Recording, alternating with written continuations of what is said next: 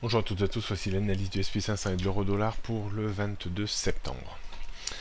Le SP500, après avoir tenté un débordement de sa zone de congestion rectangulaire en jaune, a réintégré cette zone-là vendredi dernier et la nuit dernière.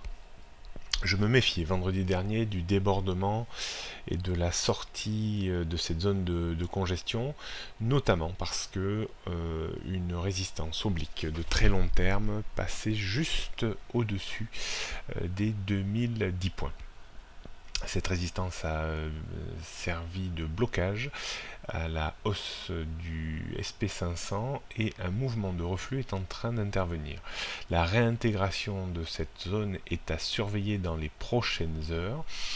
On verra si l'indice continue à évoluer entre 1970 et 2000 points ou si vraiment il prend appui vers 1990 points pour tenter un débordement et un excès au-dessus de la résistance qui passe à 2010 points.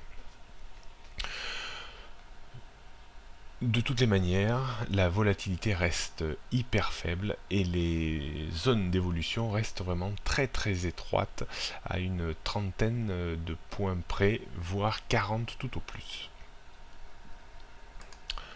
Donc on note une résistance à 2010 points, en 2030 points, support 1970, 1940, 1920, 1900, 1880. On peut considérer quand même qu'on reste en neutralité entre 1970 et 2000 points.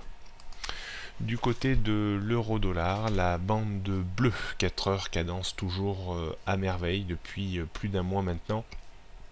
La baisse de l'euro-dollar, il faudrait un débordement de 1,2930 pour espérer engager une correction technique en direction des 1,30, niveau ultra verrouillé maintenant.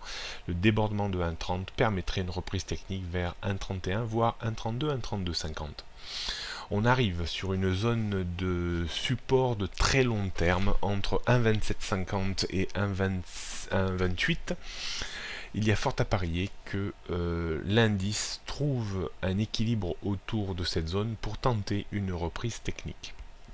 La situation de divergence haussière sur quasiment tous les indicateurs techniques depuis une dizaine de jours maintenant laisse plutôt penser à une phase de stabilisation autour de 1,2750 à 28 et une reprise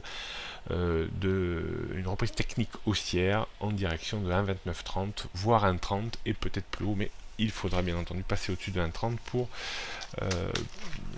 espérer monter un petit peu plus haut.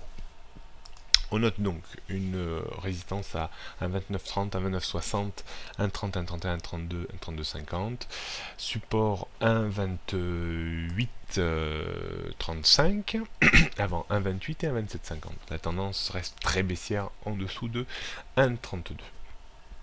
Voilà ce qu'on pouvait dire en ce début de semaine. Prochaine analyse demain mardi. Bonne journée à toutes et à tous.